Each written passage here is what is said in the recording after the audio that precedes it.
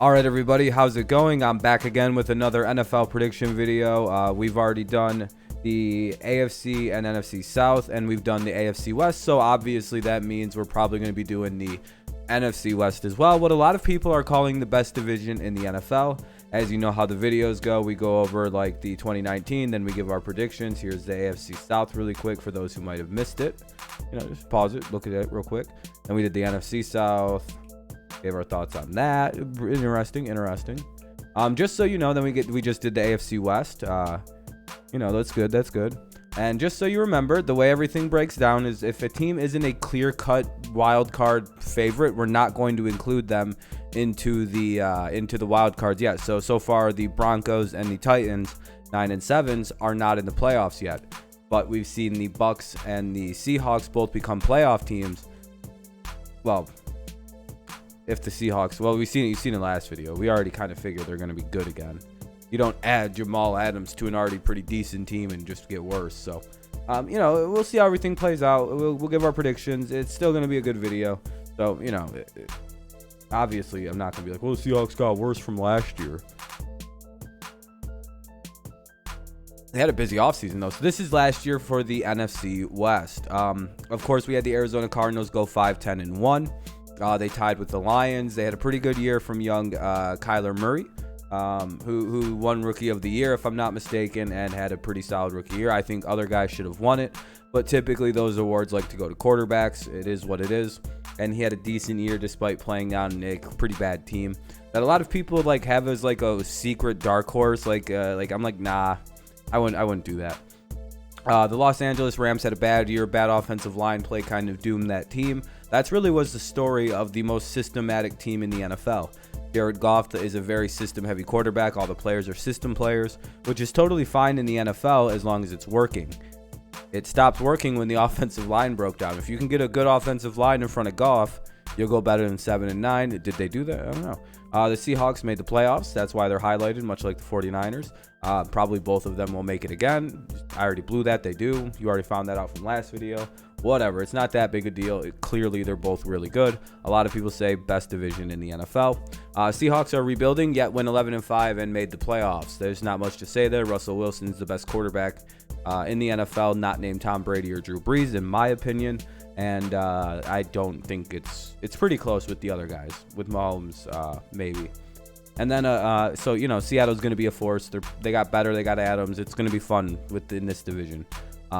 And then, of course, we have the 49ers with that dastardly defense that they had, the offense that could score and put up points if it needed to.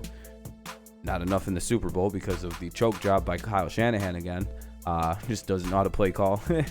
But their defense is very, very good. Nick Bosa, that's got the guy who anchors it now, and it's really good.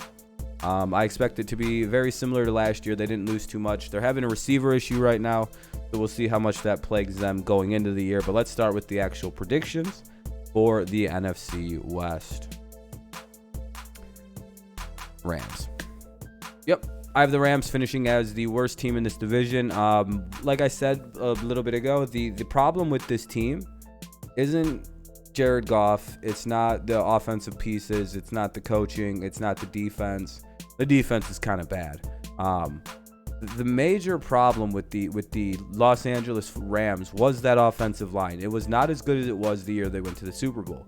They had a lot of good blocking that first year in the Super Bowl.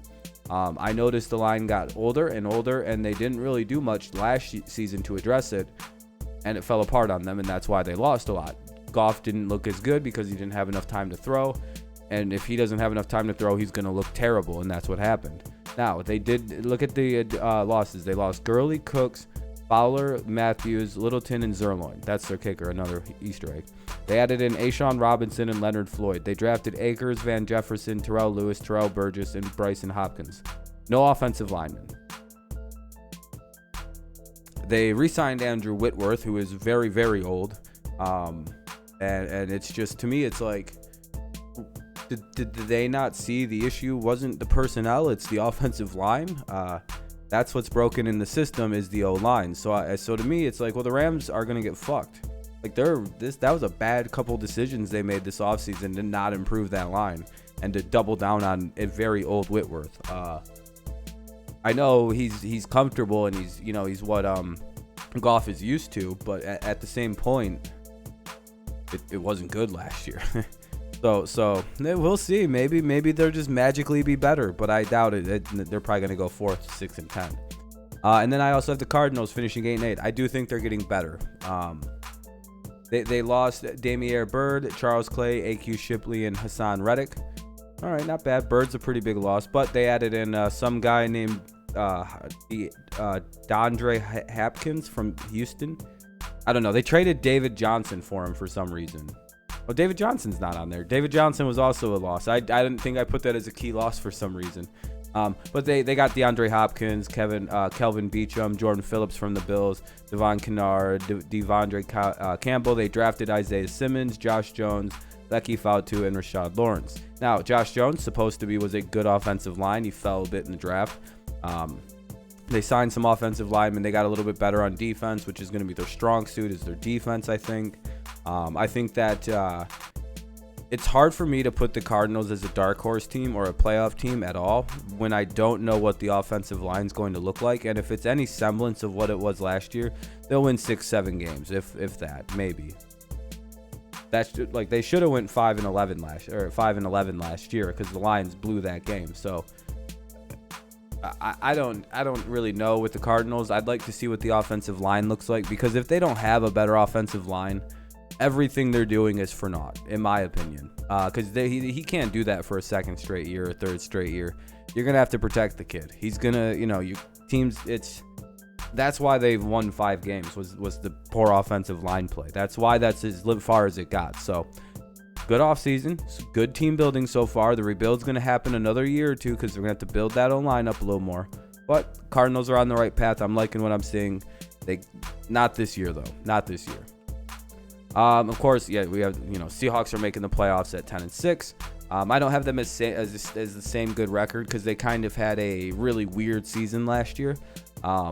They lost quite a bit too. But they also gained a lot. They had like the busiest offseason. They lost Marshawn Lynch, Mike Iapudi, DJ Flunker, Justin Britt, Jadeveon Clowney, Ezekiel Ansah, Quentin Jefferson, Al Woods, Michael Kendricks, and Bradley McDougald. They gained Carlos Hyde, Philip Dorsett, Greg Olsen, Brandon Shell, Cedric Ogui, Chance Warmack, Bruce Irvin, Quinton Dunbar, Jamal Adams. I don't know who Jamal Adams is. Everyone's making a big deal about her or him, whoever they are. Jordan Brooks, Darrell Taylor, Damian Lewis, and Colby Parkinson is who they drafted. Very good offseason, by the way. They won the offseason by getting Jamal. I'm being facetious. Jamal's very, I'm glad he's out of the NFC East. AFC East. Let me tell you. Patriots fan here? Fucking glad he's out of the Jets. That's very good for us, by the way.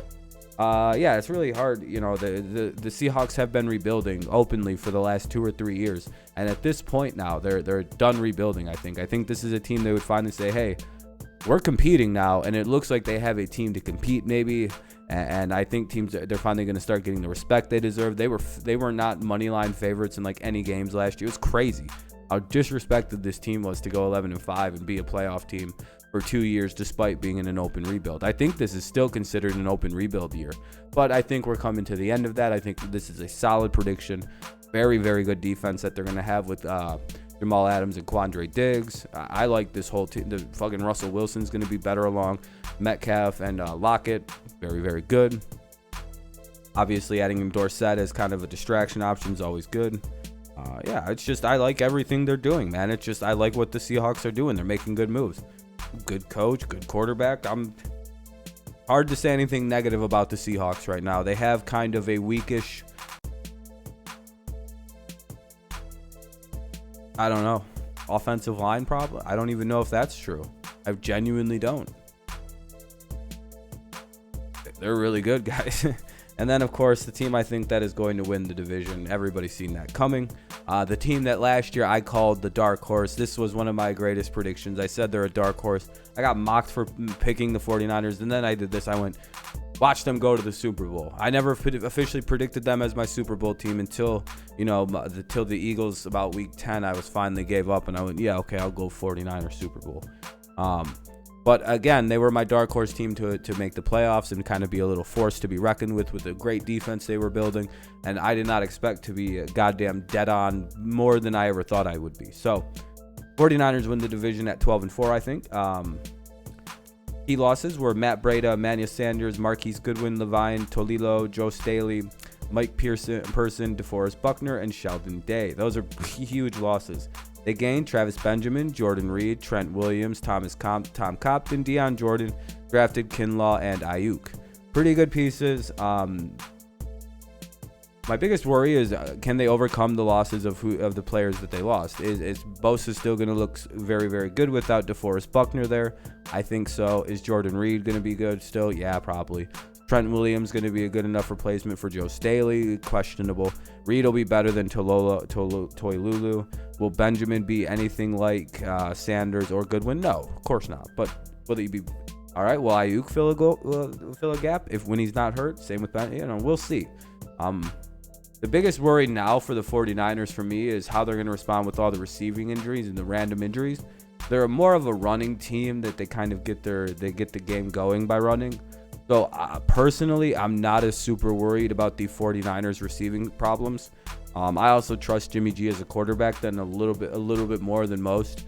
A lot of people point that, he didn't have the greatest playoff run, but, this is his first year as a starting quarterback that he didn't get hurt. So, maybe we can give the guy a little bit of a break and realize, he did just, as a first-year starter, take a team to the Super Bowl. So give the kid a little bit of a break. You don't have to. I do, because, that's impressive enough. And his coach blew it anyway. So yeah, this is what I have for the West. Not too bad, not too good, I don't think. I'm sure people will disagree with me on the Cardinals. And this is, of course, you've seen the playoff picture. We have the 49ers and the Saints. Obviously, that's, all the seeding is all subject to change. And then, of course, we have two. We're starting to fill out. We have the North winner and the East winner left, and then one playoff spot in the South, in the NFC. Again, a lot better, top heavy, very top heavy conference, the NFC. AFC, I don't want to put the Broncos and the Titans in yet, simply because I don't know. But yeah, so far these are the playoff teams. And then it's getting fun. It's getting full. So anyway, that pretty much wraps up the NFC West predictions. I hope you've enjoyed the predictions so far. Tomorrow, of course, we're going to be doing the AFC North and then the NFC North. So get ready for those videos. It should be a good time. Only one set of the conferences tomorrow. And then, of course, we'll do Sunday, the NFC, the AFC and NFC East. So I hope you're excited. I hope you're enjoying these videos. I'm enjoying making them. I'm enjoying getting my predictions out. Let me know what you think of them down below. I'll be sure to get back to you as soon as I can. If you're new, make sure you subscribe. If you enjoyed the video, like. Both of those things help grow the channel. Very free to do, by the way. Why not? And yeah, so thank you so much for listening. Hope you have a good rest of the day, night, whenever you listen to this. Yeah, so go back, look at the predictions if you want to. Have a good rest of your whatever it is, and go Patriots, go Lions, and of course.